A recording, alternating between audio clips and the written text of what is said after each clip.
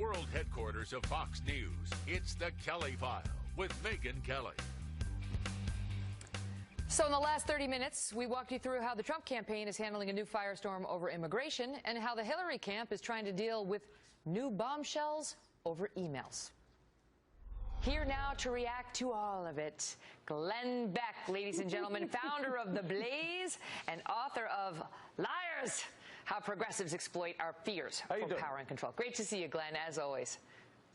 Good to see you, Megyn. Thank you very much. All right, so let's start with Trump and whether you believe he's flipped on immigration, or whether whether you think he's going to hold true to the original stance he took on immigration as he was running in the GOP primary.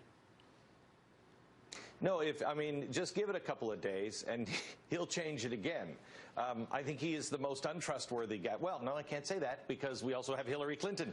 I mean, it is, we've got the possibility of a rope that may be frayed that you could hang yourself with, or arsenic that may be outdated.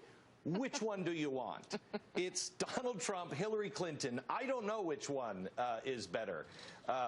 Donald Trump, I don't believe a word he has said from the beginning on any of his policies. Mm-hmm. And do you think it's a situation, Glenn, where he's going to say what he wants, or what he thinks he needs to say to get elected, and then we'll find out. We'll find out how he governs. But his supporters believe we'll like the answer.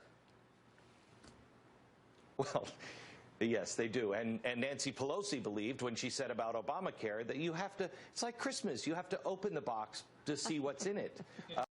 You have to vote before we tell you what's in it. No, thank you. I mean, we're supposed to use some intelligence here and judge a man by his record, and he does not have a good record of telling the truth, and neither does she. Neither does she. That's the problem for the American voters, values. Right? I mean, look at it. She has a repeated history of not telling the truth, and then the news that comes out today about her emails and the Clinton Foundation just support that. Does it not? But nobody is surprised by this. This is what is so tragic about this. It didn't have to be this way. We actually had some other choices. I would have taken just about any of them other than these two.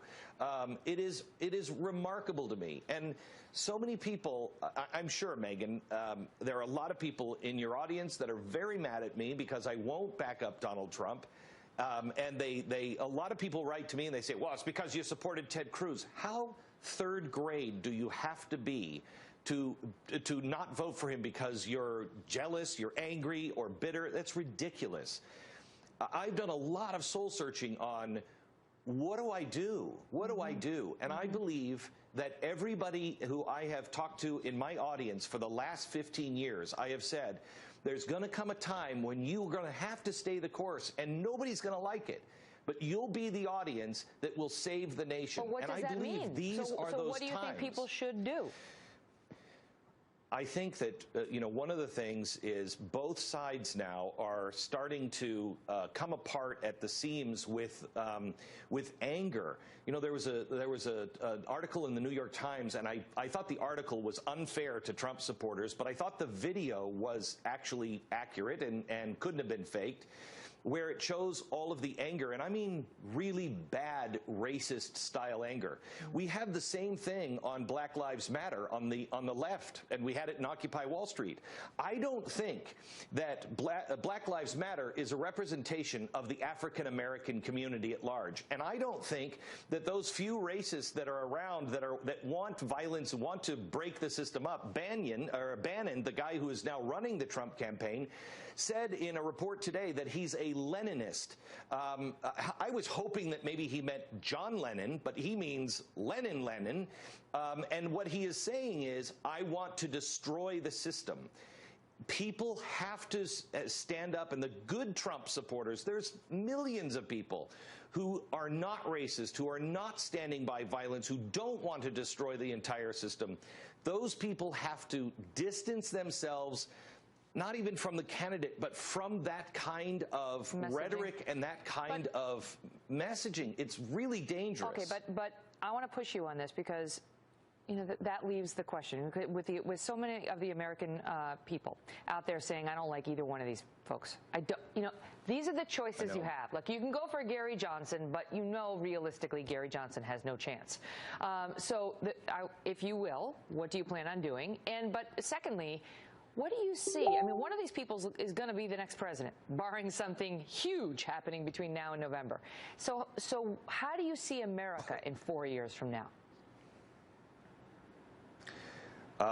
I will tell you, I mean it when I said, you know, it's a loaded gun with 6 bullets in the chambers, but one of them may be defective and it's got a bunch of these. and arsenic. Right? It's not. I'm not going to choose either one of those. Okay, you're doing the write-in vote. No. I'm not staying home. I am not staying home. I don't know who I'm going to vote for. It won't be those two. I haven't found one yet. But I will.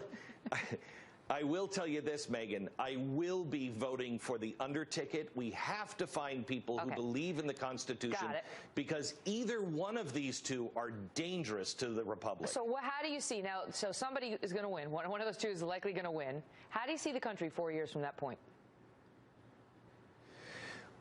If it's Hillary Clinton, best case scenario, Bill Clinton plays a more active role, and she starts to triangulate, and we're in deep trouble. We have horrible Supreme Court justices, but that's best case scenario. Worst case scenario, don't cry for me, Argentina, she's out on the balcony. Best case scenario on the Trump, I'm completely wrong about Trump. We have 1 or 2 Supreme Court justices that we can live with. Worst case scenario, and I think this is more probable than not. He becomes a guy who has gone way off the rails with the Constitution, and we're looking at a South American kind of situation with him. People don't understand what's coming, and what is coming is civil unrest, war on a global scale, and an economic situation that we haven't seen since the 1930s.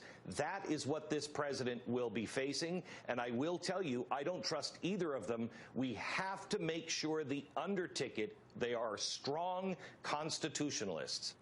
And on that happy note, with the future prediction intact, we say goodbye for now to our friend Glenn Beck. Always great to see you, Glenn. Thank you, Megan.